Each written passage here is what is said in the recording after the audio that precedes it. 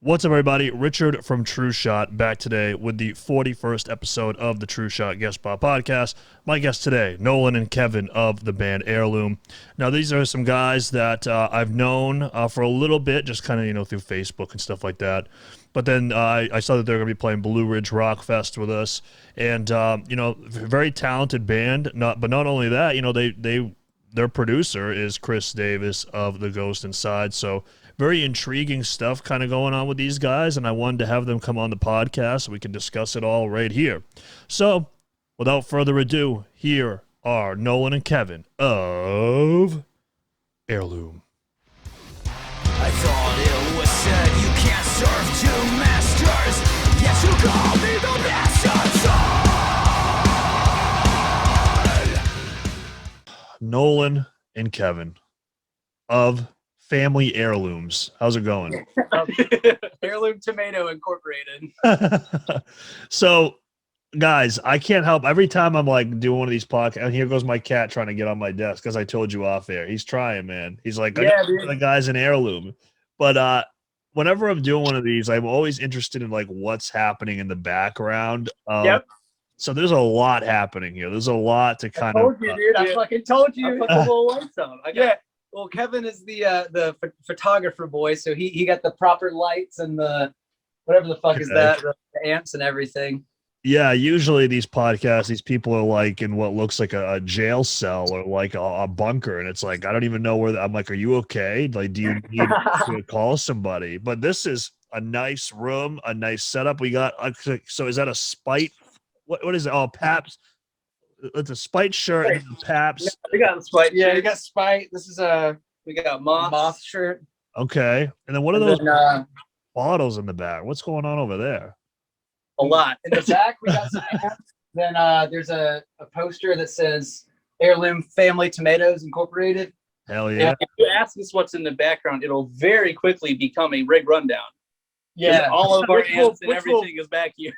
Which Adam's not here, so you'll just be like, that'll dial up that'll the whole be time. Chinese to me. I mean, I was Exactly. Yeah, this is my new X53 Pokemon, whatever. I just show up with a microphone and call it a day. I mean, that's about the extent of my Is knowledge. he gonna be here tonight? Who? Adam? Right. That's all I do, dude.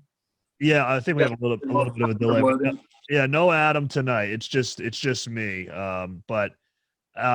So those bottles, what are those on the top shelf? Is that an adult beverage, or we got some hot sauce? What's going on?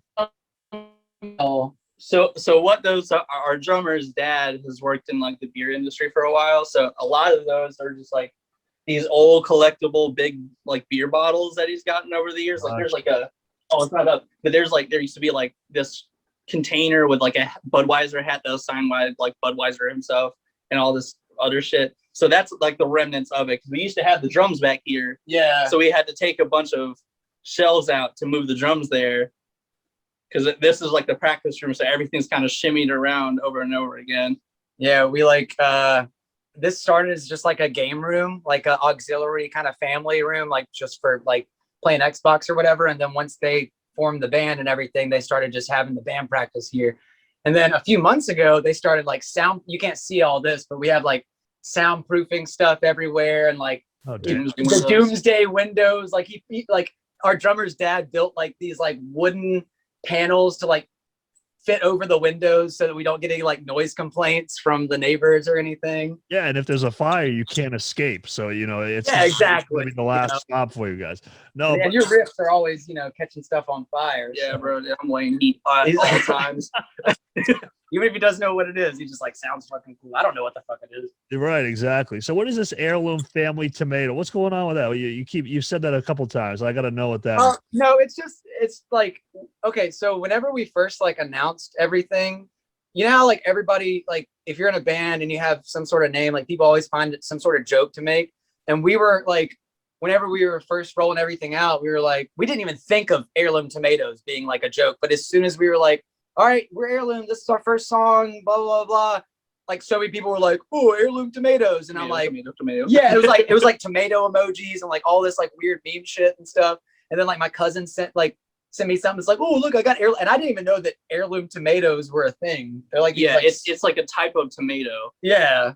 Well, I guess that like extends to a bunch of different produce. Like it'll be like heirloom carrots, Yeah. heirloom potatoes. It's like I didn't even know they were a thing until we fucking started the band and like came out with everything. And I was like, damn it, we have a joke now with our band. We didn't get off easy. how can I market this? Yeah, exactly.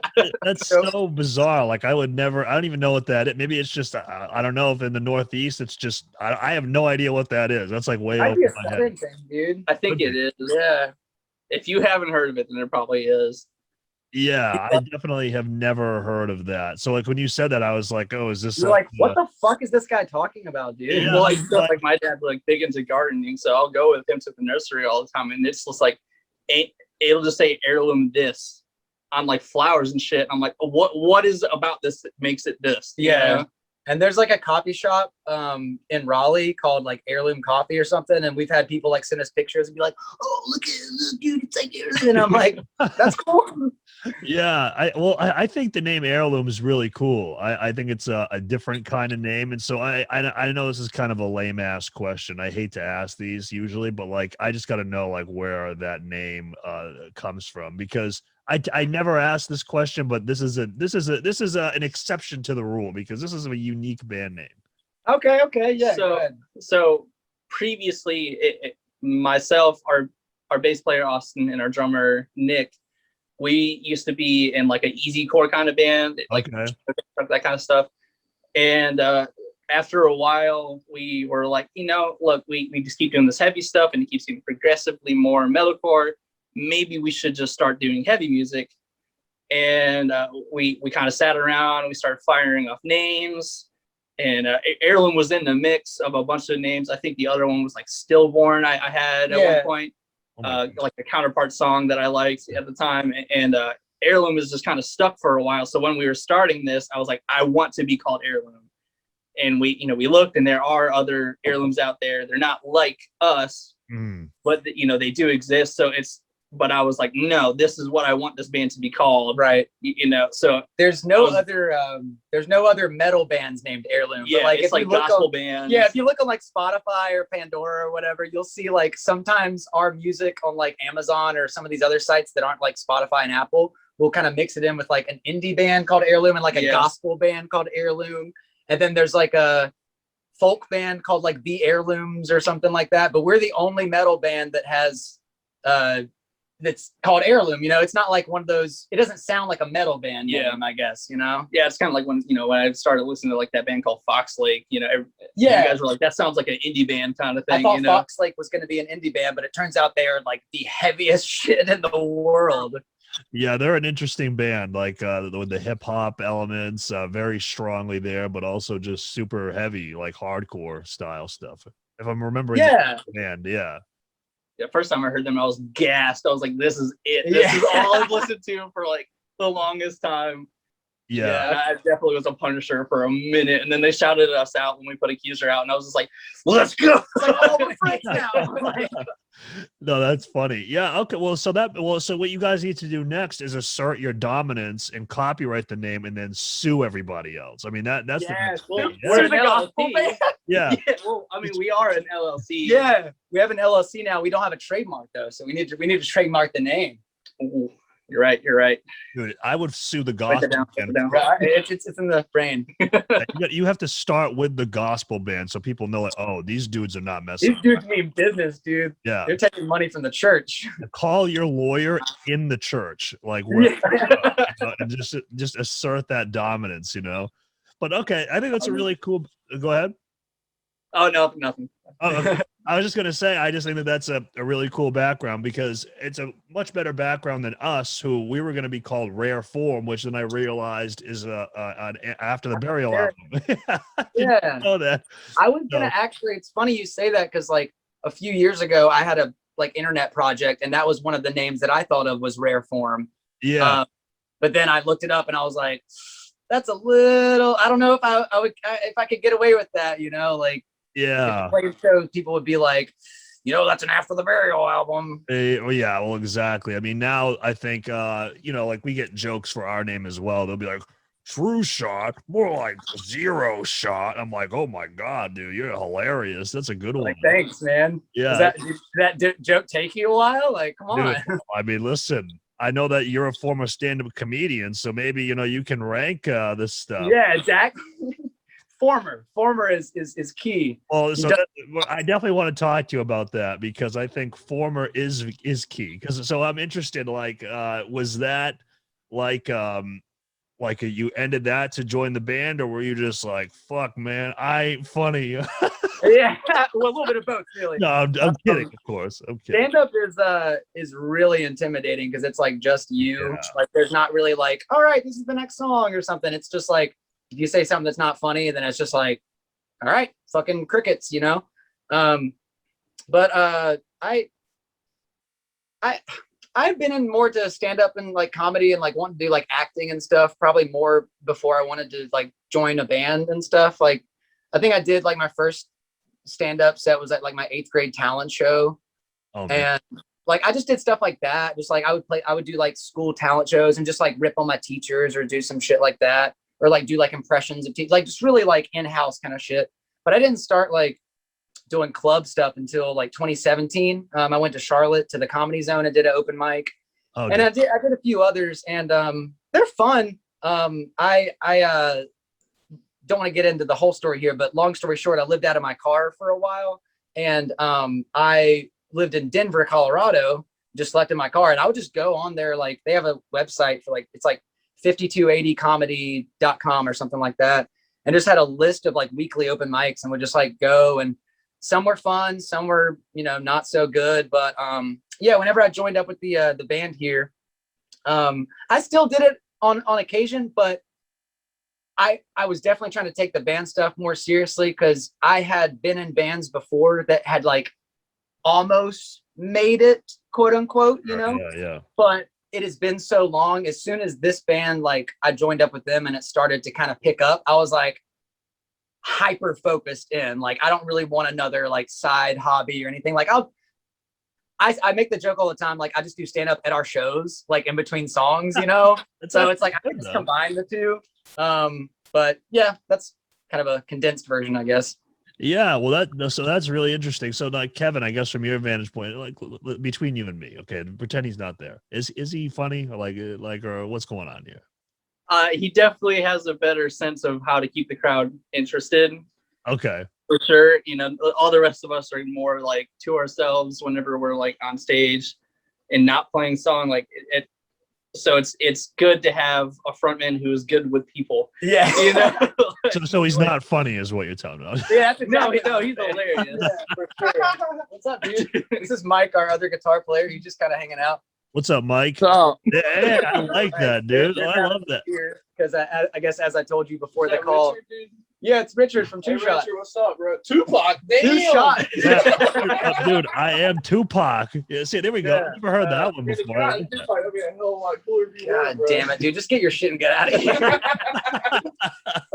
Yeah, we got a new song dropping at midnight, so we invited some friends over, and there's a fucking party happening downstairs with lots of White Claws and various beers, and we got a little tipsy, and then we're like, oh shit, we got to do this thing at 9:30. So we snuck up here, and now here we are. You're loaded, man. You got everything. Everybody and their fucking mother asked me to grab them a drink when I came over here. All right. Water only, Mike. Get out of here, bro. Yeah, Mike. Water only. Water only. No, water only. Yeah, water only. Because you are straight edge, right?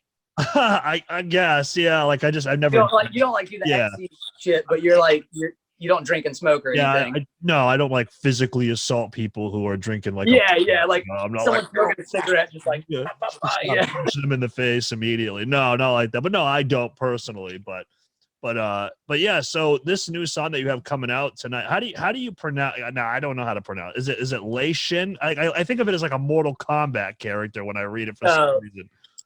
It's a Leshin. Leshin, okay. Yeah. Now, go ahead. So the way that name came about is around the time that we were writing that song, I was really invested in the game in Witcher 3. Okay. And literally as we were like wrapping up, we have a whiteboard back here where we write down all of the titles of our new songs that we've been writing just so we can remember them. And everyone's like, all right, like, what do we call this? And as they were asking that, I was fighting a lesson in that game. So I was like, just put lesson on there. And it's just, it has stuck since. Yeah. And because that was the pre-pro title, and then we kept it as the real title. yeah, it was just like, I mean, this works, you know? Yeah. So why would we change it? And it's just stuck since then. But it's lesson. Yeah. Okay. And I guess the next important question, how long is the song?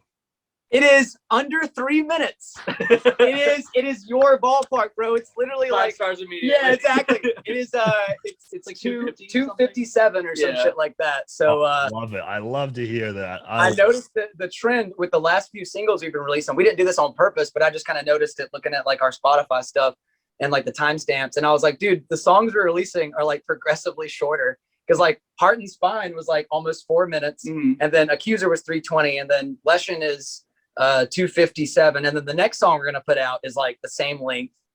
It's like under 3 minutes. And then like the next one after that is long. And then the next one after that is like 5 minutes, but it's like 2 parts. Yeah. It's like an interlude and then like a big kind of theatrical kind of track. Yeah, no, that's awesome. Yeah, man, I don't know. I just, I don't know, because Kevin, I know that you're a guitar player, so I don't know if it's maybe just a me thing or maybe it's a vocalist thing. Maybe Nolan can attest to this too, but I don't know, man. There's something about just the shorter songs that are just in and out. It's just like eating different flavors of ice cream. Like I want to have some mint chocolate chip, then I want to go to the vanilla bean. I don't want to just keep eating mint chocolate chip all night long. Right? Yeah. I guess it's does it serve the song better to be longer, or does it serve the song better to be shorter? Right. That's what matters. Like the one we were talking about where it's like almost 5 minutes is called Helms Deep, and it's a very, like you said, very theatrical, kind of very storyline driven song. So it's like it makes sense for it to be longer. Whereas like Lesson, if we made it longer, then it's just like, all right, well now I've heard everything. It almost was longer. Remember we cut out a lot of it. Yeah, we did. That song was the most stressful. Yeah, because so by the time this episode's out, the song will be out. Where it drops out again after like the second chorus. We kept trying to write a breakdown there because it's like, okay, we're a metalcore band. We need a breakdown. We need a breakdown. Yeah. And it took like 3 nights of just grueling over the fucking song, like passing guitar over and over. Like JT from Era was brought in to like try to help out with it. Yeah, nothing worked. So we recorded with Chris from The Ghost Inside, and he played in Texas in July before. Yeah. And literally he's sitting there just having like the biggest crisis because he's like, I don't know what to put here. And then like he literally FaceTimes JT, and JT is like in the middle of like bingo. He's in the middle of bingo night at like this bar that he worked at. And he was just like, hey bro, I need you to name me like 3 of the heaviest breakdowns you've ever heard. And he names them, and then he goes back, and then like Chris is just like, it's not good enough. Like nothing works. Nothing works. We tried everything, and then finally we just kind of repeated what's like kind of brought the hook, repeated the hook from the first part, and it fits a lot better.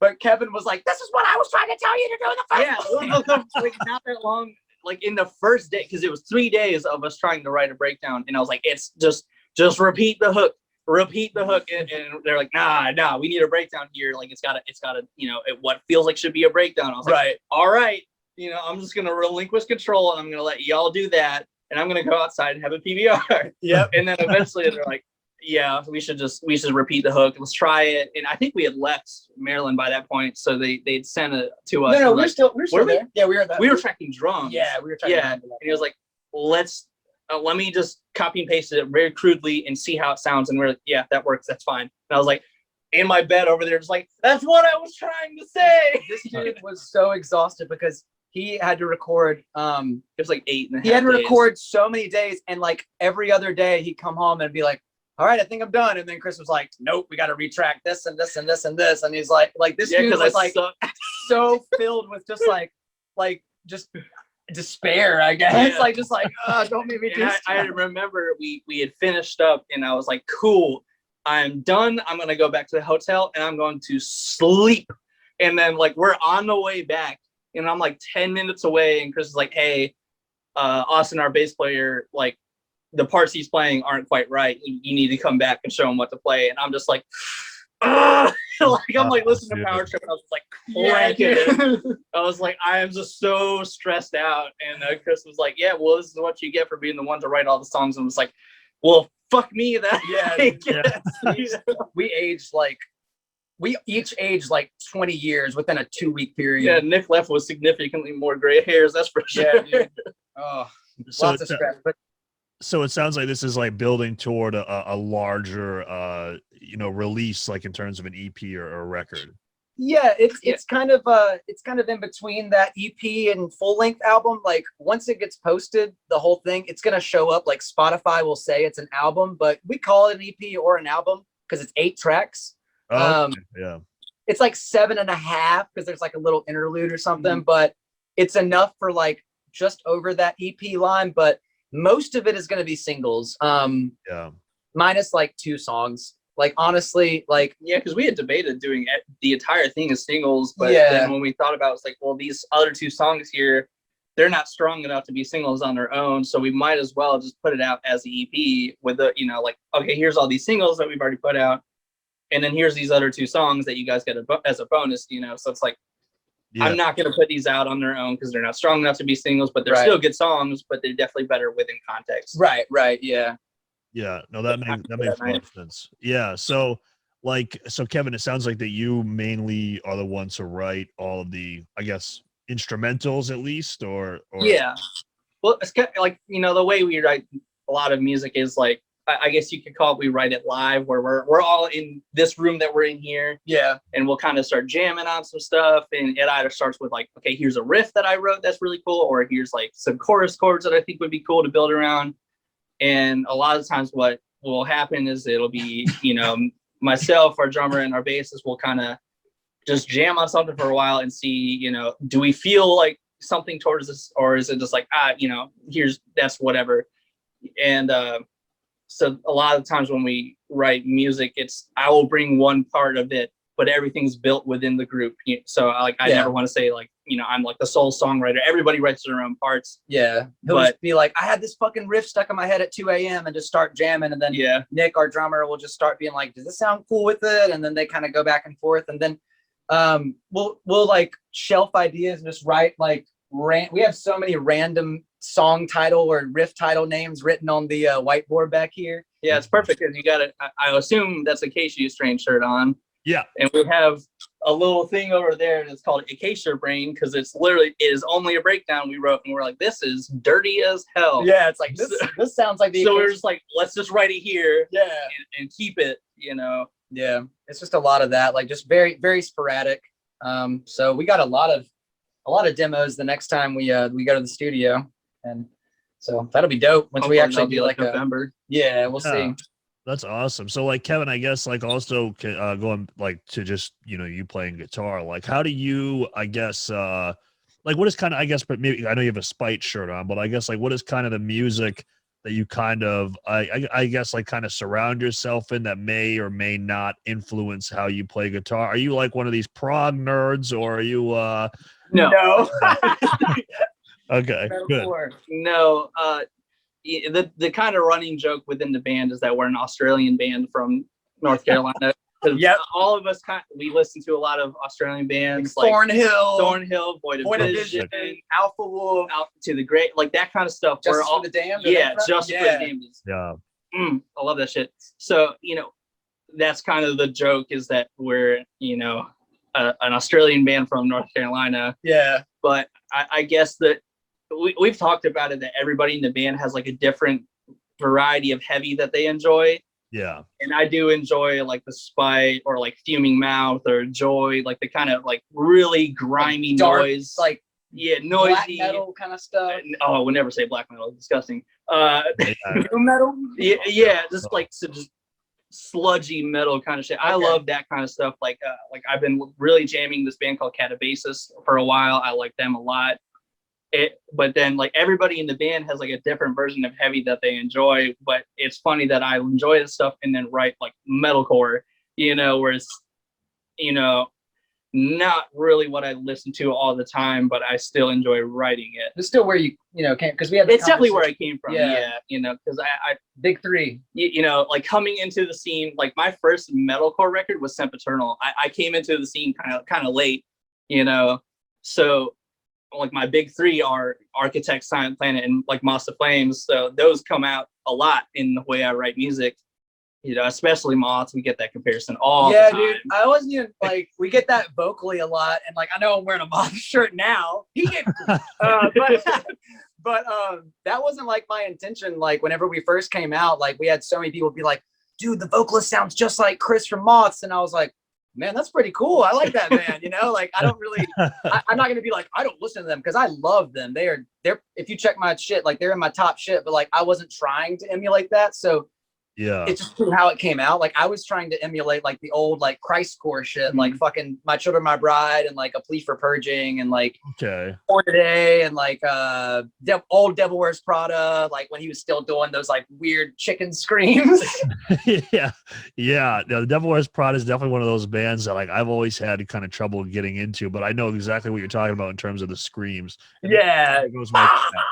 you know, like that old shit. Yeah, and there goes my cat. Here we go. Get ready. Oh dude. yeah. But yeah, okay. So then I guess for you, Nolan, like, are you kind of? It sounds like you have like probably it's still in the heavy sphere, obviously, but just like kind of a different avenue of heavy that you're interested. Yeah, I like. It's weird, dude. I go between like, I love a lot of the modern stuff, but it's hard to keep up with, you know, because there's new stuff coming out all the time. So I kind of find like my modern stuff, but like the stuff I go back to is either like the like metalcore type stuff, like old like mid Kill Switch, old Parkway Drive, old August Burns Red, and like the like I call it the Joey Sturgis core, like the old The Color Morale, and oh yeah.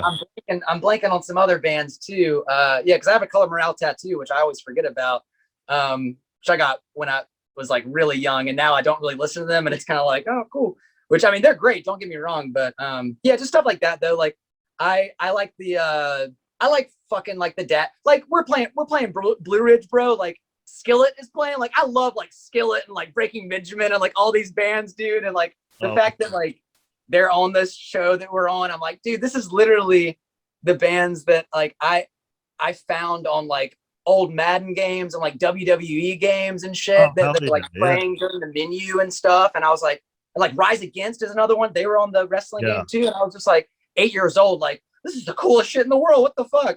And like Papa Roach and all that, just like old kind of stuff. But my mid tier is like whatever was popular in 2011. Okay, that makes So I guess speaking of Blue Ridge, is like, are those like the bands that you're kind of, because like for me, like when I saw Limp Bizkit announced, I was like, oh yes. and Mike's not in here anymore, but Mike is huge Limp Bizkit fan, and every time he gets not sober, he will tell you how much he loves Limp Bizkit. We did like a recorded live set pretty recently. In the second week at Gastonia, which is where Fred Durst is from, Bizkit for the next like hour, which none of us were like mad about. It was still like, we're cool. About, 7 dudes. He was like, dude, we got to pay homage, man. We got to pay homage to Durst, bro. Dude, I don't know why I love Limp Bizkit. I mean, the other guys in my band, maybe not too fond of them, but listen, I I love them, I just, fuck them, you know what I mean? Adam doesn't like new metal, bro. What the fuck is wrong with you? I know, dude. They're boomers. I mean, what can you do? Yeah, exactly. Whatever. He plays a headless guitar. He has no opinion. I don't know what that means, but it's funny. So he actually recently just got a Jackson with a head. So okay. Yeah. Oh no! Now I can't make fun of him. Big upgrade. I've lost my leverage. Well, so like before I even met him, like I didn't even know that headless guitars were like a thing. Like now I've learned that they're like kind of. I'm trying to think of like a good word to describe it. It's like taboo? You see it and taboo, and like if you just look at it, you're like, that guy thinks it's like pretentious in a way. It's like playing a B guitar. You're like, fuck you, dude. Who do you think you are? Yeah. And it's funny because like I think of now, like with headless guitars, like I think of like Lee McKinney from Born of Osiris is like, and he's just like, and it's just like, I guess maybe that should have been a red flag that Adam was a prog guy when I first met him. But I mean, what are you gonna do, bro? Oh, I'm gonna rewind that so much. Dude, I call those Whitley riffs, bro. I'm not a Wheatley guy, man. Like I'm just not like as you guys probably have probably seen me post online numerous times. Like I'm a Muir, live or die. Yeah, let's dude. go. You know, like You're fucking I'm blanking the Acacia Strain, any bands like that. yeah, Your face heavy. yeah. What does it call it? Like knuckle dragging. This It's like knuckle dragging, like caveman riffs. Yeah, I love that shit. Dude, I also love that shit. Like, but I also have like a part of me that's just like, yo, if I can sound any bit like Mitch Stark, I will be happy with myself. Yeah. You know, so it's like there's a cognitive dissonance going on there where I'm like, I want to play some like Death Card Sworn in shit, but I also want to lay some nasty riffs down. Mm-hmm. So there's always like a push and pull. Because Like, I remember in our like we have like a bunch of video that we took while we were in the studio. I remember one of the pre-pro days, there was a day where no one was like, nah, man, I just love the heavy shit. And I was like over there, I was like, but I like playing fun riffs because that's fun for me. yeah. yeah, so that it's an interesting balance, man. Like trying to you know, like I guess like trying to accommodate I guess what you said, like it's fun to play these certain kind of riffs, but also like you had said earlier, like keeping it true to what the song calls for. Yeah. Like this new song that you guys are coming out with, Lesson, it doesn't sound like a solo probably makes any kind of sense. Like for this one, for example. It's a lead. Well, that's a lead. It's not so. It's not like. Yeah, I mean like a a Sinister Gates on top of the casket and Seize the Day. Yeah. You know, like that's old shit. That's another band. Their old shit is dope too. yeah, oh, dude, that's like the start of everything for me. Mhm. You know? But yeah, so no, I think that's really cool. And because like I was talking because my girlfriend is not at all interested in any of this. Like she just doesn't not into metal like at all. Oh yeah. And, it's funny because like I'll put on a mural like in the car, and she'll say she's like, you know, like this isn't my music of choice, but I can tolerate listening to it. And I said, well, like, what do you like? Why? I said because this is kind of like on the heavier spectrum of metal. And she goes, because there's not guitars just overwhelming everything. I mean, that's what she says. Right. So it's really interesting to get like that point of view from somebody who doesn't listen to metal, where they're like, Yeah. where they're just There's like people like Knocked Loose, dude. Like there's a lot of people that don't listen to this genre at all, but they'll be like, if you're like, yeah, you know, Knocked Loose, they're like, oh fuck yeah, dude, I work out to that shit. Or somebody like that, or you know, somebody in that sphere, and like they're not like going to shows or in the scene or whatever. They're just like, fuck yeah, bro, Knocked Loose is my shit. I'm like, cool.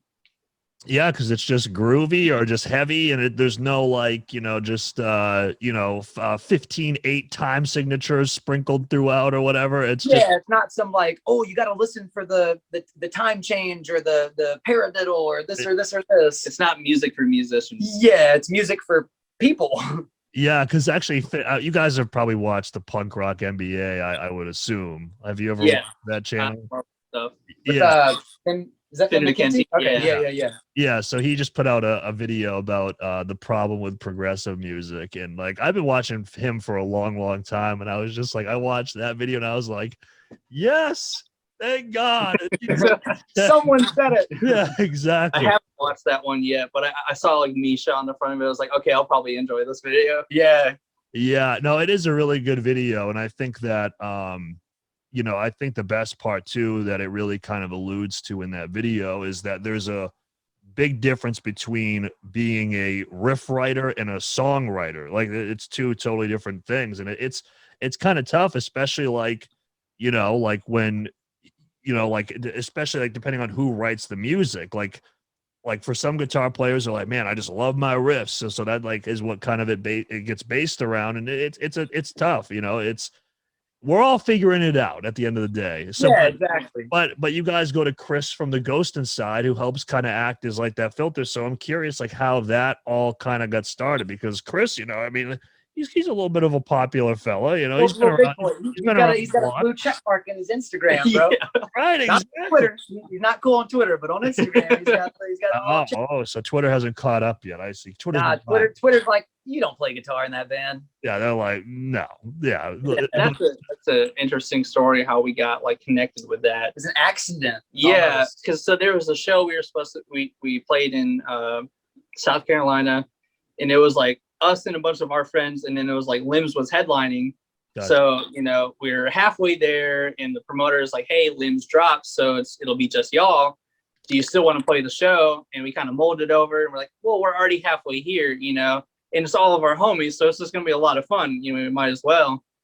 And unbeknownst to us, our friend Andrew, who does all the production on our music, knew Chris very well and took a video of us playing like the first version of Heart and Spine and send it to Like him. the slow version. Yeah, the one that was like 5 BPM slower, had a whole different breakdown, all that kind of stuff. And I had sent it to him. And after our set, he was like, hey, I sent this to Chris, you know, from the Ghost Inside. And we're like, oh, that's really dope. You know, meanwhile, our drummer's wearing a Ghost Inside, you know. Yeah, he's playing the show in a Ghost Inside tank top. So, you know, and it just kind of worked out because around that time we were leaving our studio that we had, you know, originally worked with on our first 3 releases.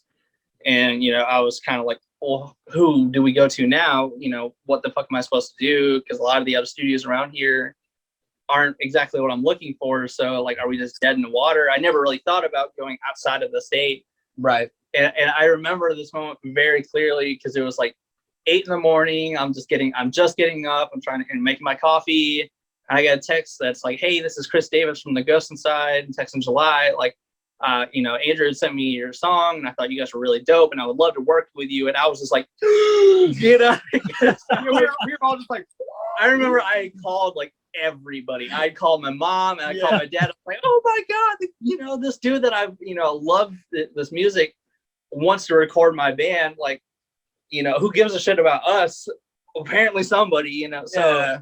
Yeah, that's really cool. It's like, had we not said, fuck it, we're already halfway there, let's play the show, this probably none of this would have happened. Yeah, probably, if we would have dropped that show, then we never probably would have recorded with them.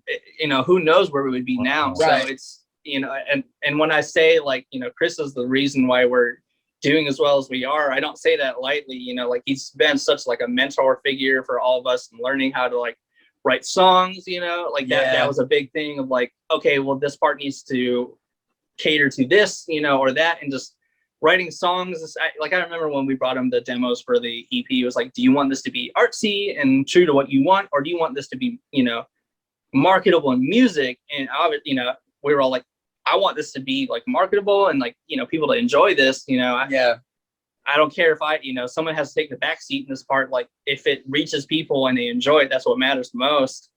So, like, you know, whenever we say like Chris and Andrew are a lot of the reason why we're doing so as well as we are, like, that's not like just me gassing up my friends. Like, I genuinely feel that. Yeah, because he was the guy that was like, that sucks, take it out.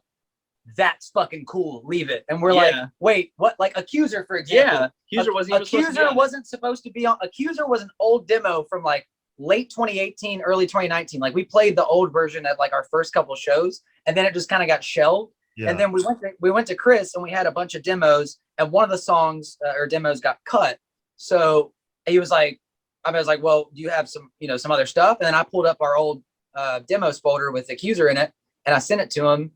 And then he was like, as soon as they hit the chorus, he was like, yeah, we got to keep it. And I'm like, really? And he's like, yeah, that's fucking sick, man. That's gonna blow up. We're keeping that. And I'm like, okay, man, because all of us at that point are just like, man, I'm kind of over that song. Yeah, we've been like, playing it for you know, we don't really time. know if that song's gonna work, blah, blah, blah. And he's like, no, it's gonna be sick.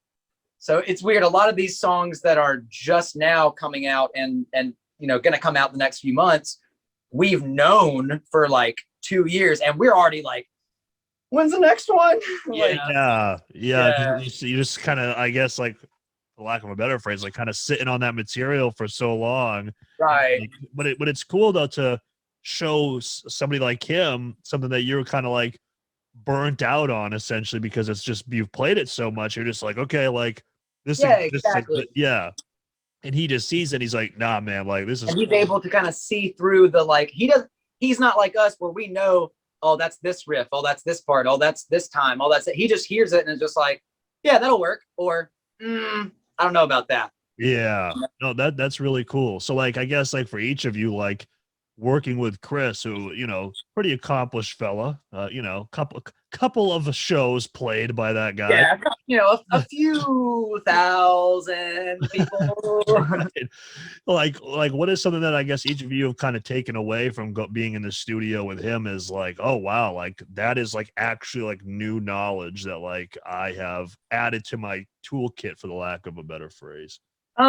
The main thing is just something that is coming to my head. I'm trying to think of the best way to word this. Is not just like doing something because you think it sounds cool. It's like you said, does it fit the song and what we're trying to get across, or like does it fit the part or something? And not work. And a big thing is just letting pride just go out the fucking window, which is very difficult when you're a musician or you create something and somebody either tells you it sucks, or like some of the lyrics I had, he was like as soon as we hit track, he was like, all right, well, first of all, we got to fucking change all this right here.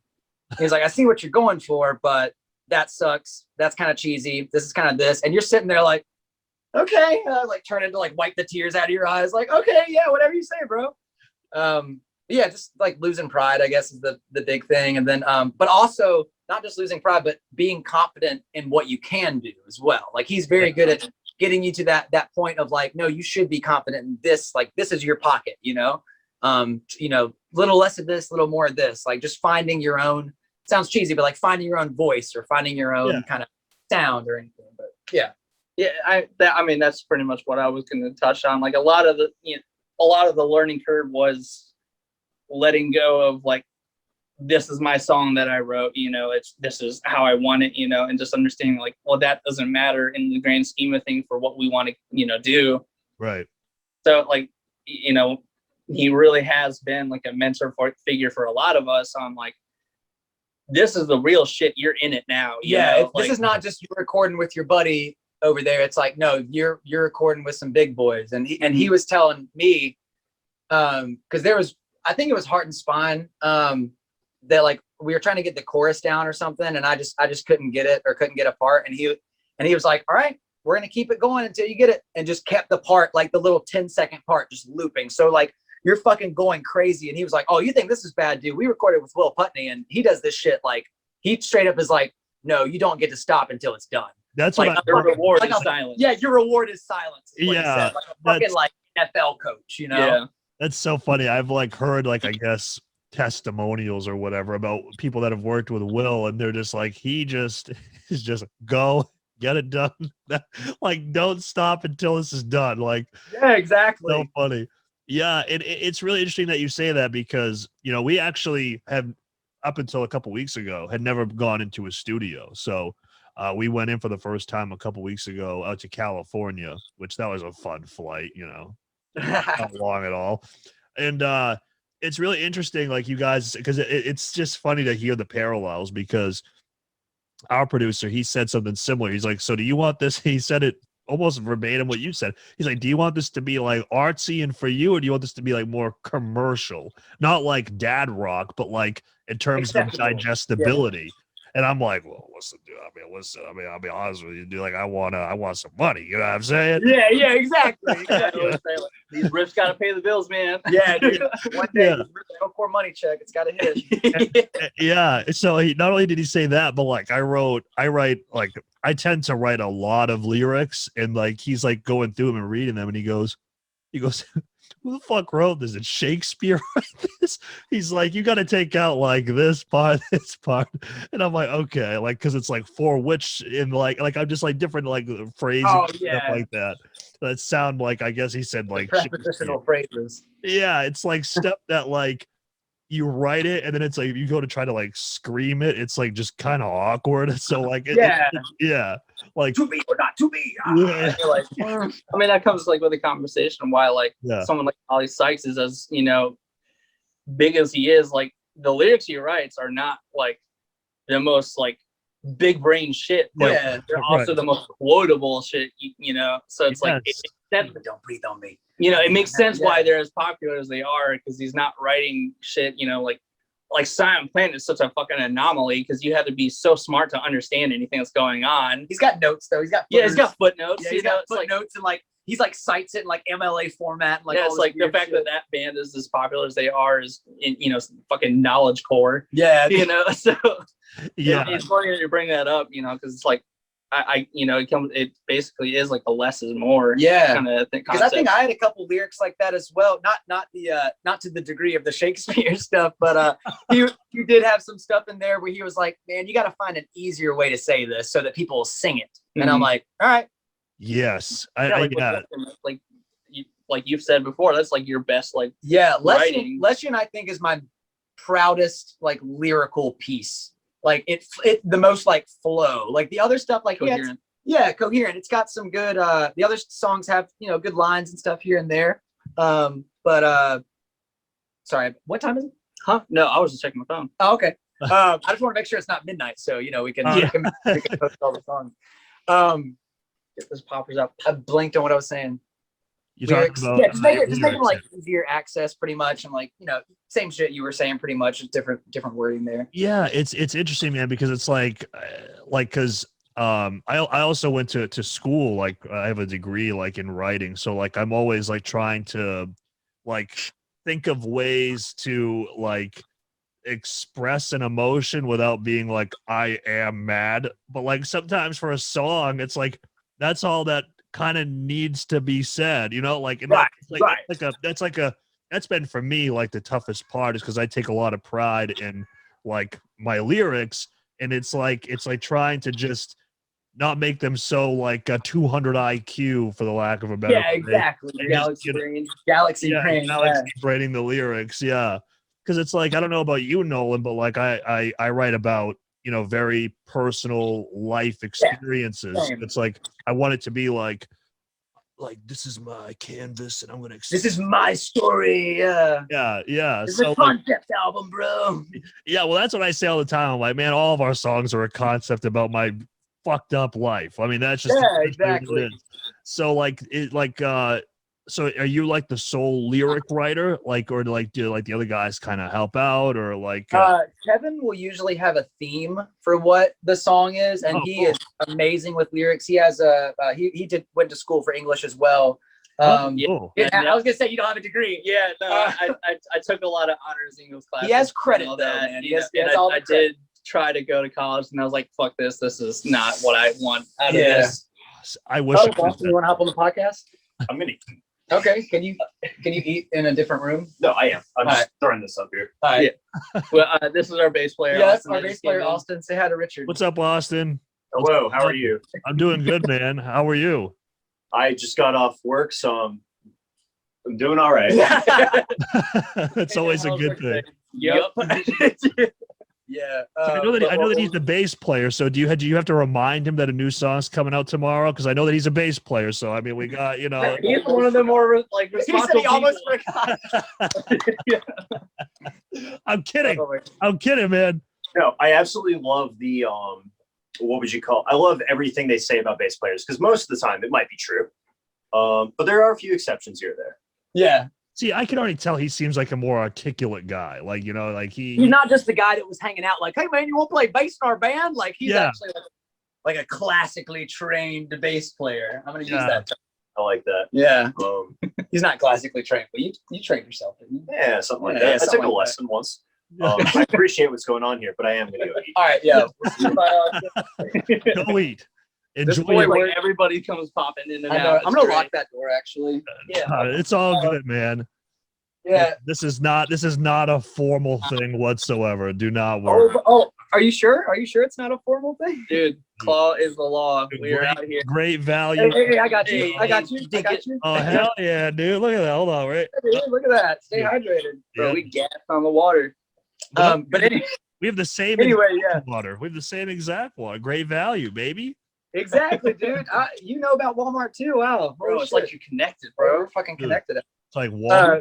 But yeah, no. So with the lyric stuff, usually Kevin will have ideas, but like for a theme. But I will, I'll write, what I'm thinking, and then we'll collaborate on most of them. It's not really like when we get to the studio, especially this last time. It's very like Google Doc. Everybody has access. Yeah. hey, look at this line, and you can like edit in real time, kind of thing. That's what we did on these. Oh, that's really cool. Yeah, you're good at writing the songs. I'm more like, here's like a line. Yeah, because you wrote on the on Heart and Spine on the leaning on a fairway. Yeah. Like so you wrote like, that last part. So like, like when it comes to writing like full songs, that's not so much my forte. I think the only time I ever did that was like Trauma, which is the first one. Trauma is all his lyrics. Yeah. But like I like writing like one-liners or like pre-breakdown lyrics. Like that's my sauce. Count the seconds between you and the yeah. I love that. Like I love that lyric. I remember I made that like our Twitter bio, and I was like, yo, this is hard. Look at it. And you're like, yo. He'll just think of like really cool, like, I don't know, like words that represent, like you say it and you're like, that's a artsy, not artsy, but that's like it gives you a weird. You're just like, ooh, yeah. And it was like, that could go on a t-shirt. Yeah, exactly. It's like, could this go on a t-shirt? Well, people buy it. I like that. Well, it's interesting because, like, I know that Kevin, you said that you kind of came from like the easy core world. So like, like those themes that you kind of, use for Heirloom, was that like, I'm trying to think of how to phrase this, but like, were the themes that you kind of had in mind, did they fit because I think of easy core as like, like upbeat, kind of like fun, happy-go-lucky, eating the pizza kind of thing or whatever. It's like, well, yes and no. Like, so we had written maybe 5 or 6 songs, and in that particular time of my life, I was going through a lot of like relationship issues. So like we do have one song out, and so I don't think any of the songs but like 1 or 2 were like happy lyrically. So they sounded happy. Yeah, like, I mean, it's like Pumped Up Kicks. It's right. Like, that's a fun sounding song, but it's really fucked up that when you read the lyrics, Yeah. So it's like that kind. So I've always been a more like a minor key kind of writer, where I like the kind of stuff that's a little more like, makes you think, makes you feel uncomfortable. Yeah, and I think that's why I lasted onto bands like Silent Planet a lot, because it's a very much like uneasy feeling, So like so coming from that background, I don't think a lot of it transferred over, and like I was saying in the beginning, where we just kept writing heavier and heavier music, where it's like, I don't think we were meant to write pop punk or easy core. I still love writing that stuff, and I do still enjoy that. Like, like Chunk Like Captain Chunk putting out a new song was like the highlight of my fucking week. So, I still enjoy that kind of music, but I don't think I was meant to write that kind of stuff. And I would say much of it transferred over, lyrically speaking. That makes sense. Yeah, no, that's definitely, that definitely makes sense. Yeah, because like I think of like easy core, I think of like 4 Year Strong. So yeah. They just like the day to remember. Yeah, and it's like no, that is interesting. Yeah, I don't know, man, because man, lyrics are a funny thing, and I think like especially like with metalcore, it's like it's hard to I mean, unless you're like Attila, right? It's like it's kind of hard to like find like I don't want to say like happy lyrics, but like something that's not like what I like to refer to as like introspective, or like or something like that. Like it's always like something that's like it's interesting in that way. I don't know. I don't know why. I don't know why that happens, but it just does. It's always like the voices in my head are getting louder, and I'm being pulled by the undertow. And, like how do I escape these tropes? It's like, how do I like pull me out of the darkness? Like whenever I'm like brainstorming things, if I say any of those kind of tropes, I'm like, no. Yeah, he straight up the other day was like, Nolan, if you ever put the word undertow in our lyrics, I swear to God, you're kicked out of the band. We'll never have. I like, my goal is to never have to have that happen. Or like back in 2012, where every band had a song called like The Deceiver. Yeah, or Gravity. Oh my God. Gravity or some other. I actually did a feature for a band around here, and the song was called The Deceiver. Yes. Oh my God. I love it, dude. Send that shit to me. It's probably sick though. Yeah. Like Ghost Inside has a song called The Deceiver, and it's fucking smacks, and I hate that it's a B-side. Mm-hmm. It's some of the thickest shit. Yeah. It's so good. Yeah, dude, like, so it's actually kind of interesting. So like I listened to Chris's podcast that he did with Tuck, And I know that he mentioned you guys on that podcast because he was like, Yeah. these guys get it. And I thought that was really cool. And then from there, because like we're on Twitch all the time and stuff like that. And like I saw that he was online one day and I rated him. And so like, then I kind of like, because I was able to say hello to him. And I don't know, I think that's just really cool because, man, it's just so weird. Like, you guys talk about how like if you didn't play that show, like you would have never gotten connected with him. And like, Yeah, dude. it's so weird how like everything can be like so easy. Yeah, to I was thinking about that earlier because that's how I found you guys. I found you guys from Tuck's podcast whenever the episode where he had the dude from Our Last Night on, and then he had Mirage played on the thing, and I was like, whoa, this is fucking cool. And then I looked it up on Spotify and I like added it and stuff, and then I started seeing y'all's like reaction videos, and then I was like, oh, they're like a band, a whole band podcast, and then everything. I started like binging all that shit and was just like, this is fucking cool. And I've been meaning to tell you this for a while. I'm so glad we finally do this. So Tuck calls himself the Joe Rogan of metalcore, but bro, you got more content than he does right now, man. He's been slacking lately on the fucking podcast, dude. You're putting out episodes like every other week. He hasn't put one out in like, except for the recent one. He's starting to slow down, but well, Board Division. That's dope. I need to listen to that. Yeah, like my goal for this podcast was I wanted to do, because I started it last year and I was like, man, in 2021 I want to have an episode every week. And so far so good. On that front, because that's been something that I really like to do. And yeah, man, it's interesting, like kind of like being a band and like also doing this other stuff. It's interesting, and it's kind of weird sometimes because it's like I don't know if people know how to like look at us, like, and I guess that it's all fine at the end of the day, right? Like as long as people like know who we are. But it's definitely interesting, and I know that it's different from the norm, I guess, so to speak. Yeah. I just need the shit out of that couch. That hurts so bad. Jesus Christ. Yeah, and like I fucking hate them so much. The door was locked and they were like, "We need a beer. I need to get a beer." Fucking assholes. Anyway, yeah, so TrueShot as a whole entity though, like, because y'all have like your channel, it's like you don't have separate channels for your reaction videos for your music. It's all centralized on that one channel. So someone might love your music and hate your reaction videos, or vice versa. They might find you guys for it's all one umbrella thing. So I think that's really cool. Like y'all are like the first metal band reacts. You know what I mean? It's usually just like metal guitarist reacts, or like couples react, or hip hop head reacts, or something like that. I think you guys are the first one I've ever seen where it's like you and Adam are like, we're in a band together, and you're like before every reaction video, I can tell when they're posted, like based off when y'all singles came out, because you'll have the little like clip in the beginning. Yeah. So I'll just get that stuck in my head. Like I'll be sitting here playing like fucking Rocket League and just be like, this must be a dress. And then the other one, I'm like, do you see me? Are you happy now? Yeah, there you go. Yeah. Little thing, because it's just like intrusive thoughts that'll just fucking like stay in there, because like you hear them so many times from the intro. Yeah, no, that's why like I've actually started like kind of like changing the part of the song. So I'm like, man, people are probably like, oh, I do, like we fucking get it, like Yeah. I hate this part now, whatever. No, that's good marketing, because then it'll get stuck in their head and they'll be like, man, I fucking hate that band. And then like 2 days later they'll be like, do you see me? Are you happy now? I mean, we were for a while. Yeah. So. Yeah, exactly.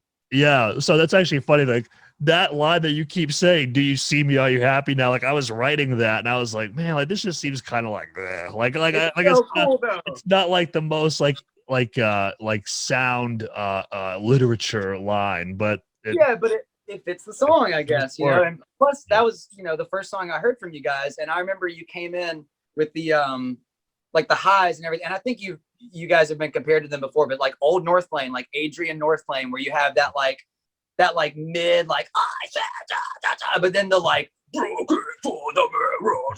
the little low shit, and then the shit in between. So I was just like, because y'all came on that podcast, I wasn't expecting it to be like, oh, I'm gonna go check these guys out. Like usually I skip those, you know what I mean? Like usually on the true. Yeah, I mean I do too. Yeah, like some of them I'm like, I'll hear a clip and I'm like, oh, okay, that's kind of cool, but yeah, Tug mostly has good bands on there, but for that one particularly, I think I'm glad I didn't skip it, I guess. No, well, that means I do appreciate that. Kevin's like, I've had enough of this guy. I'm out. Yeah, he's like, fuck this shit. I'm getting another Yeah, beer. yeah, exactly. But it's so funny. Like I'm looking at Kevin, and like he looks so much like one of our like a videographer that we have used. Like dude, it's like kind of freaky. Like I mean, Really? they're like identical, dude. Like Just honestly, check me in, man. Dude, he can be your next Dude, photographer right here. He takes pictures as well. Well, that was my intro to the music scene. Yeah. dude, it's He just did so. that before he like, played in the band. I'm glad that we're not in person because like Kevin will be like, dude, what are you like checking me out? Like, what's going on here? Because like I'm like looking at him and I'm like, damn, he looks a lot like Ian. Like literally like the hair, just like the face. Like, dude, I'm going to send you a picture. This is freaky. Like this is a doppelganger kind of. Okay. But, Okay. How about it? That's a lucky dude. He looks good. so like, Time is it, by the way? um, Okay. For some Yeah. reason, I thought it was okay. no, I'll get you guys out of here shortly. Oh, you're good. You're good. No, I just want to like, as long as we could be on here till 11:50. I don't give a fuck. I just wanted to have that last little like, all right, guys, blah blah blah blah blah. Draft up a You know, post. you got to draft up the post and like put the link here and blah blah blah. You know, all the last minute shit. Yeah, it's 12 posts. Yeah, it's like exactly. It's like, what's up, guys? New song is out now. You Well, know, I remember when I had a bunch of drafts for when we were announcing Lesson, and I was at the fucking zoo trying to feed a giraffe and make the post at the same time, and then it didn't work, and I was like, God damn it, now I have to make another. So it's like, cool, we announced it 10 minutes late, but I'm like, well, you know, whatever. right. Yeah, You know? it'll still show up as long as it's the same day. The guy's like, he's like, oh, you're not really interested. I was like, look, dude, my metalcore band, man, I don't, this giraffe can wait. this giraffe can wait, you This know. giraffe can wait. Yeah, no, I love that. Stupid giraffe. He ruined the post. God damn it. Yeah. Asshole with your long neck. So I guess like how do you guys because is there 4 or 5 of you in the I think there's 5, right? Yeah, there's 5 now. We started with 4, and then fucking drunk boy that just came in, making a great first impression, is our fucking second guitar player. Drunk boy. I like that. Nah, he's great. I've known Mike for about 5 years. I knew him before I knew these guys, and then Mike worked at the old studio that we recorded at, so he would always be there to like help us, you know, like set up shit, and you know, he'd be in there for like helping with production and stuff like that as well. And then he went with us to record with Chris, and then for Heart and Spine, and then when we went back up to record the rest of them, there was a point where we were like, "Do you want to fucking join the band, dude?" And he was like, "All right, let's talk about it when we get back. Like, we're you know, we'll cross that bridge when we get to it." And then after we got back, we didn't see each other for like a month because we were like, nobody wants to talk to each other after being this close together for 2 weeks, you know? And then we had a meeting and we're like, hey man, you know, you want to fucking join? And then that happened last like December or something. I think it was maybe? December, November. Yeah. And then we took new promos with him, and now he's here. We got the 5-piece thing. So That's good. It became to a point where it's like, the songs I want to write are bigger than what a 4-piece allows. yeah, You know, and I don't want to have to. you can only backtrack so much. Yeah, exactly. You know, True. it's like I can only fill so much space sonically on my own. Yeah. So having someone, you know, that can play a lead line or, you know, do something else in the background or just make, you know, thicken the chorus stuff or something like that, you know, it became like this might be a good idea. Cause I mean, you joked about it, but I don't want to backtrack everything. Yeah. No. We backtracked the samples and shit, you know, but instruments, we like to keep. You know? Yeah. We can't pull well, I don't think Fit does it anymore, but I think Fit for a while they just had like one guitar, Yeah. and then they had the others through like an amp or something. But Yeah, no, that definitely makes it makes sense. Like, especially like, you know, with this type of music where it's typically you have like leads kind of, you know, in there, and then obviously like rhythm and stuff like that. So yeah, because we just have Adam, and like, I mean, low key, dude, like I've been wanting to get another guitar player for that reason. You know what I mean? Like, I don't like it's like backtracking, like it works and it's fine, like it works, but it's like I just think that also just having like that 5th member will just provide a better like stage experience. Like it's just more hype, you know? and for that extra like chunk in the background while you're trying to do stuff, you know. Yeah, I can't speak for him, but for a while, like that's been a conversation for a minute. For a while, it's like I never said it, but I was like, no, I want to be the only one playing guitar. You know, it was like a pride thing until I was like, you know, all right, let me just ego kill real quick. Yep. And so I can't speak for Adam, but that it's definitely like once you open up to the idea of it and you let it happen, you realize, oh, I can write different stuff now. Like, you know, like I don't have to be playing these ginormous chords. You don't have to be like sitting there trying to do it all yourself. Like I don't have to carry the entire weight of it. Yeah. Yeah, no, it makes a lot of sense. Like I joked to them once. I was just like, man, like, listen, I know that no one else plays a headless, but you know, no, it's interesting, man. Like, especially with shows coming back, I think like with the pandemic and stuff like that, I haven't really like thought about that kind of stuff a whole lot because like I know that like some people, you know, kind of, you know, I guess kind of took the pandemic off or whatever. But like for us, like other than playing like local shows, I mean, we've always kind of been like I guess like more of like an internet entity or whatever, you know? So it's like for us, like it didn't really change that much. So like, it's really just Adam and I, and then, you know, Derek's there as well. But like Adam and I are like the main, like 2 guys. So like now that shows are coming back, I'm like, okay, wow, man, we got to think about like stage presence and like all that kind of stuff again. Live thing, The whole live thing again. And it's especially like after, I don't know, like when you guys' last show was, like ours was January 2020. So it's like ours was March of 2020, like a week before the fucking shutdown. The Sleeper. Yeah, it was Bad Omens, O Sleeper, 1000 Below, and Bloodline. Yeah. And it was on a Monday night, and we thought that like 50 people were gonna be there. And we get there and they're like, oh yeah, it's sold out. We're like, what? And then like during those Sleeper, like people are fucking just going insane. And like Mike was side stage and Bad Omens guitar player grabs him and was like, dude, is it always like this? And he's like, it's never been like this before, man. Because this is the Drunk Horse Pub in Fayetteville, North Carolina, just in the middle. It was a strip club by day and then like a venue by night kind of thing, you know? Rip. But they'll make another one. They always find a way. Be number 4. Yeah, exactly. They've had like 4 versions of that venue. Yeah, that show was March 2nd of 2020. Yeah, it was March 2nd. Yeah, we left to record the rest of the record not that long after. And then we went and recorded Heart and Spine the weekend after that. And literally the day we got back, I go to work the next day, and it's just like the world is shutting down. And I was like, what the fuck happened while we were gone? Yeah. Hard time we did. Yeah, we recorded Heart and Spine, then we waited a few months, and then we went back up and did it. Yeah, because we went in like August, September, end of August. Was it beginning of September, end of August? It was like the last week of August. You're right. Yeah, it seems like such a long I know time it seems ago. like 2 years ago, dude. Dude, it's been a while. Like the last show that I attended was actually that Spite tour, like with Dealer and fucking who else was on that? Like Orthodox. I Am not Varial was Varial? Yeah, okay. Yeah, it was a heavy boy package, yeah. And it's funny you mentioned 1000 Below. Like that band will always have a special. Like I'm not like that's not like typically my style of music, but like they'll always have a special place in my heart because their guitar player is actually kind of the reason why TrueShot exists. And yeah, exactly. Yeah, it's because of him. Yeah, like he like kind of gave me the kick in the ass to like get started. So I'll always thank him for about him. Yeah, dude. You want to share with that? Yeah. One?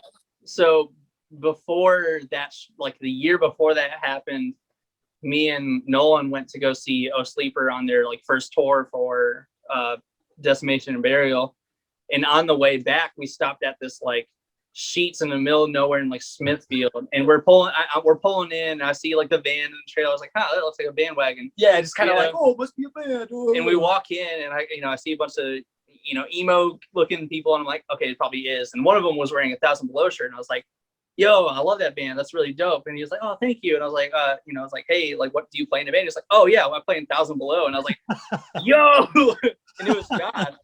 Yeah, that's and awesome. I remember we had talked for a minute. I was like, hey man, maybe next time you guys come through, we'll play a show with you. And then literally the next year later, at that show in March, we had played with them, and it was with those Sleepers. Yeah, which is funny. And I'd walked up to Josh. He was just kind of hanging out. I was like, hey, like, a weird question, but do you remember running into like 2 dudes at a Sheets in Smithfield on your last tour? and talking to them, and he was like, I vividly remember that. And I was like, yo, that was us. We just did exactly what I said we were gonna do. They weren't even playing in North Carolina that night. No, they were. Kevin and I go to Charlotte to see Oh Sleeper. It was Oh Sleeper, Convictions, Empty. We opened for them when they were here, like on that. Oh yeah, on that tour. Yeah, on Okay, that tour. cool. Yep. It was an Yeah, awesome package. Yeah. It was huge. Yeah, it was in a lot Charlotte. of fun. Yeah, we did that, and then we were driving back, and like we were like, did y'all play in North Carolina? Like 1,000 Below guys, we were like, did y'all even play a show tonight? He was like, oh no, we're going from Florida to like New York, and I was like, what are the fucking odds? Dude, yeah, what are the that odds we of that? stopped at the Holy fucking shit. same seats at the same time. Yeah, Damn. I always stop into like his Twitch streams. Like that's kind of like my thing is like I'll hang out with like the bands that I enjoy in their Twitch streams. Like that's how we got like somewhat close with Chris Rotter from Moths. Yeah, Put us on his playlist. Yeah, put us on the playlist, and I'll stop in the Twitch all the time and hang out. And I feel like connecting with the bands that we enjoy like that is part of the reason why we've had the success that we've had. And they'll remember you too. Like like they'll like a lot of the band guys will like see his little username in there and be like, oh, what's up, Set Dude? Like, what's up? Dude? Yeah. They'll never know. If you said, hey, do you know Kevin DeYoung? They're like, I don't know that dude. But if you say, hey, do you know Sifu? They're like, yeah. Like, I know exactly who you're talking about. Dude, like that is like Twitch is like such a fantastic networking because like Moss to Flames as a band, has a ton of listeners on Spotify, but Chris's streams don't have 450,000 people in there. Right. He had like it's like 40 people or something. It's like 40 to 80, it depends. So it's like that accessibility to the people that you enjoy, like I credit like A Day to Remember being so like accessible and personable in their early years to be why they're as popular as they are now. Mm-hmm. Because like especially now, we kind of talk about it, like the age of like the teasing everything very mysterious or like very vague posts. I think that's like it's over faded now. Out. Now people just want to talk to you and hang out with you, and like that's like that's my favorite thing is just talking to people that enjoy our music on like Twitter and just shooting the shit and memeing out with them. Like that's my shit. People straight up like this dude. Like on like Big Cartel, people can leave a note when you buy something. We had somebody that was like, hey man, found you guys on Chris Rotter's stream, and he bought like our most expensive shirt, and I was like, oh my god, thanks, dude. Like that's awesome. Like whenever you start seeing the orders come in and it's not just like your friends or your family, and you're like, who the fuck, Ohio or New Hampshire or fucking like, yo, cool, people actually give a shit outside of our like, circle. oh my god, dude, like are we a band? Like, yeah, man. It's crazy. Like, yeah, it's like, I don't know, man. Like that's the coolest thing with Twitch. And like, especially like, for us, I'm very fortunate that like, we can get 30 plus viewers or whatever, and then we can raid somebody and like double their stream amount, and like they'll remember that, and like just hanging out, like you guys said too, like they'll remember who you are, and like you just kind of build that relationship over time. And like, yeah, it's like what you said about the being mysterious thing. Like there's very few people left that can pull that off. Like unless you're like Thrice or Tool or Bring Me the Horizon or like Architects or now Spirit Box. They can do whatever the fuck they want. Yeah. True. Yeah. Or somebody like that. But if you're just fucking Joe Schmo down the road, like, we have things that are gonna happen. Big things coming soon. And you're like, okay, do you have any music out? And they're like, no, but like, can you like our page? And I'm like, fuck you. You don't have any music out. Like, you're not a band. Yeah.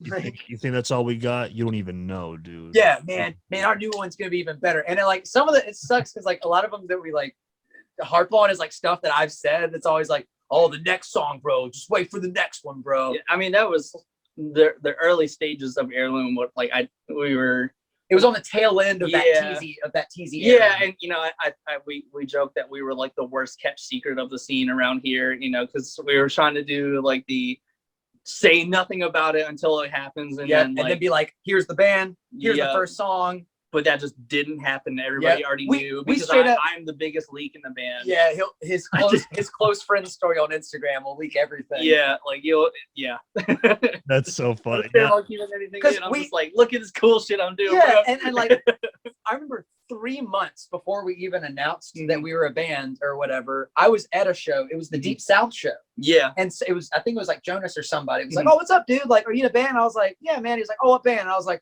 oh, we're not really like doing anything yet, but we're called Heirloom. And he's like, oh, I've heard of you guys. And I'm like, Yeah, are you, exactly. how? It's like the Yeah. worst secret of the like, scene. we have not done shit. He's like, oh, yeah, I'm hyped for you guys. And I'm like, what the fuck, dude?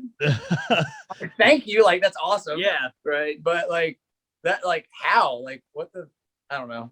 Yeah, no, man. Like, it's I don't know, man. People just they love like the transparency, like I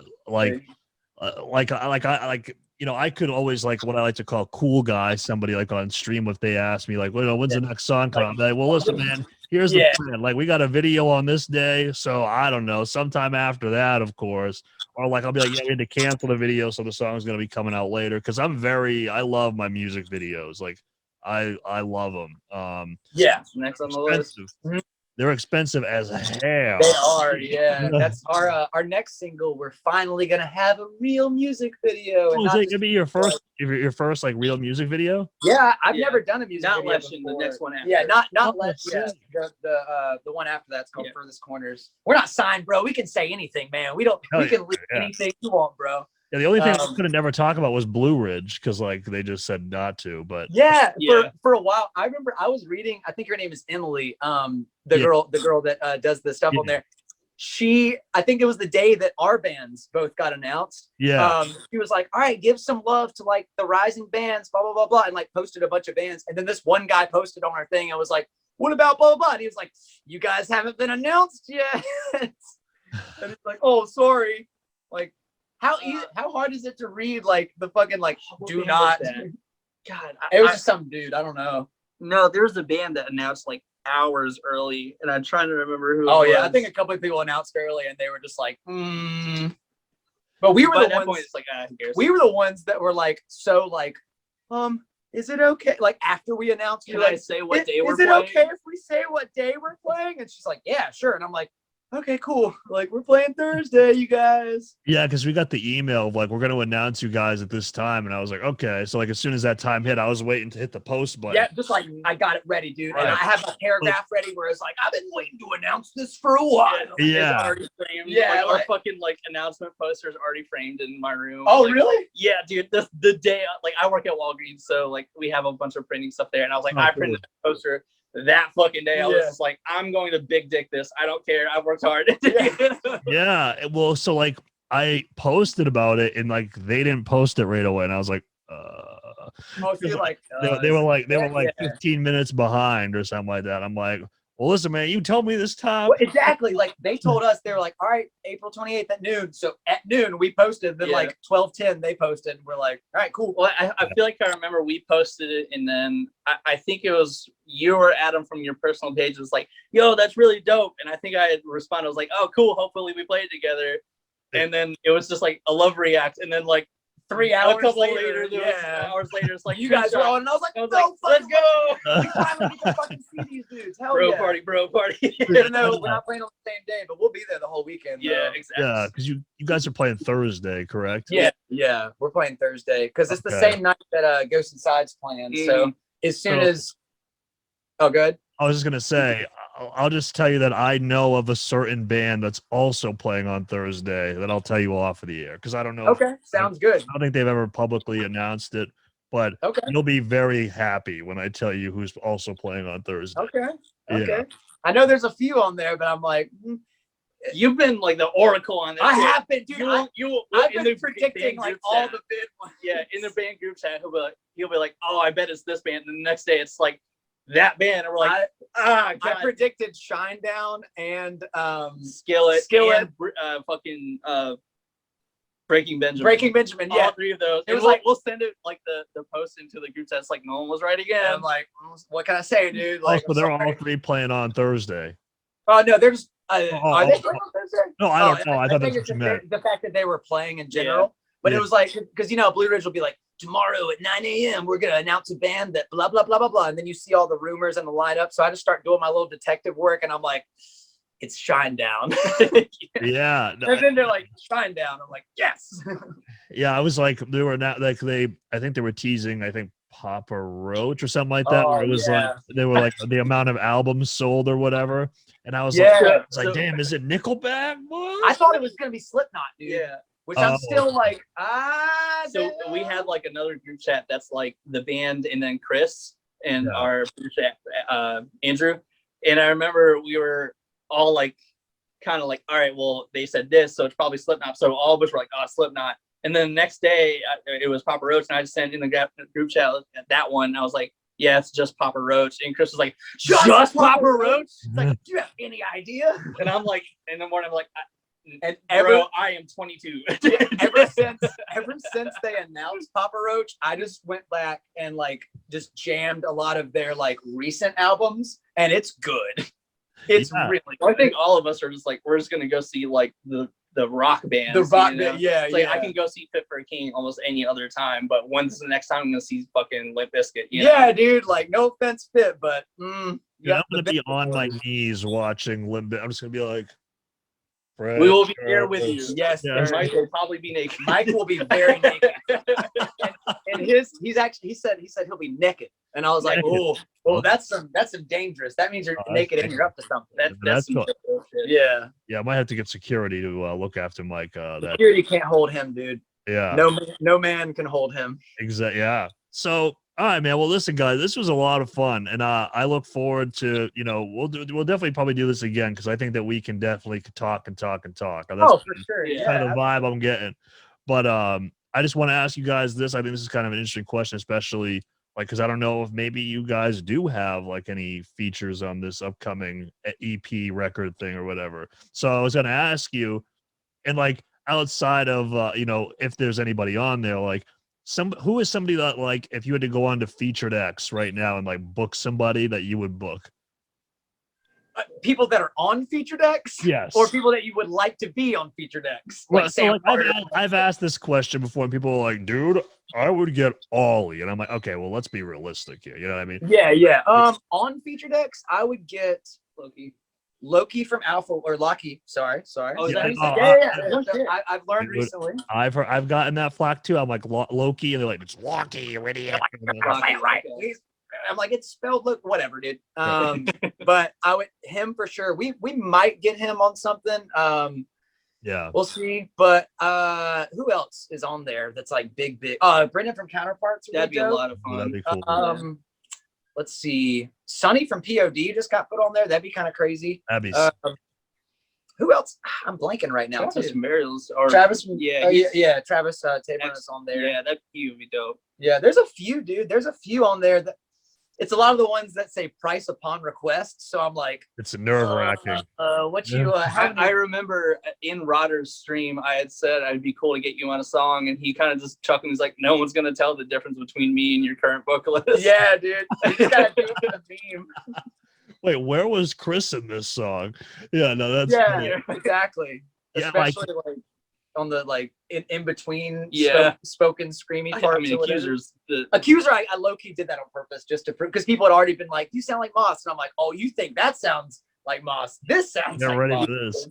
Like one guy that I've always looked at on Featured X, and I'm like, damn, like that'd be kind of sick. Like it's like super like you would never expect it, but Jaden from Siler, like Oh yeah, that'd be cool. that'd be dope. yeah, he like I just Oh, love Shane it. Cole from Silverstein. He's That's on a there bucket too. list. Yeah, He would be dope.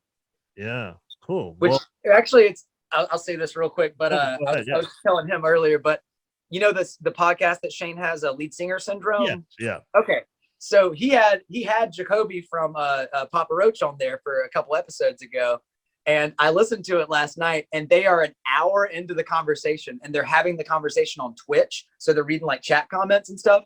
So Jacoby goes to answer a question, and then he's like, "Yeah, man, wait a second, are you in Silverstein?" And he's like, "Yeah," and he's like, "Oh my God, dude, I didn't even know that. You guys are fucking awesome." And he's like, "Yeah, we're only an hour into the conversation, dude." And so then like the chat just starts popping up and stuff. And it's like, "You guys got to do like a Papa Roach Silverstein thing." And he's like, "Bro, I did not know that, man. What's up, dude? Holy shit." And at the very end, he's so like, "Man, I'm funny. gonna go jam Silverstein and mow my yard or something." That is But that was so funny. That is so funny. But listen, man, like I'm stoked to play with you guys. Like obviously not on the same day or whatever, but like just be in the same vicinity, and we'll definitely have to hang out. And hey, maybe I mean, listen, if into it. Maybe we hit some other shows up around the same time. You know, Dude, absolutely. Like No doubt. no cap as the All shot. as the all true shot. Yeah, exactly. yeah. But so I'll tell you that band off stream. So Okay. I'll well, not Do the off stream. formal, Yeah. So I'll news say report. yes. But thank you guys so much for doing this, man. I really, really appreciate it. Dude, thank you for having us, man. Yeah. It's been, I mean, like I said, man, I've been listening to y'all shit and following your podcast and just loving your content. So it's awesome to be in the same circle, I guess. It's pretty fun. That's cool. Well, I appreciate that. Cool guy zone, bro. Exactly. Well, all right, guys, make sure you guys, whoever's listening to this by the time this comes out, Lesson will be out. So make sure it's less than 3 minutes. I mean, let's be honest here. It's automatically at least, it's like a baseline 7.5, and it can only go up from there. You know what I mean? I mean, like any song that's less than 3 minutes, I'm already into.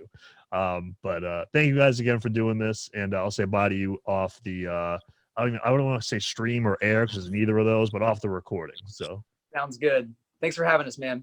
no problem. Thank you so much for watching or listening to this episode of the True Shot Guest Spot Podcast. If you'd like to support us even further than just listening to this episode, there's a few ways you can do so. If you're on YouTube, you know all the YouTube stuff by now, like and all that nonsense. If you're on Apple Podcasts, leave us a review.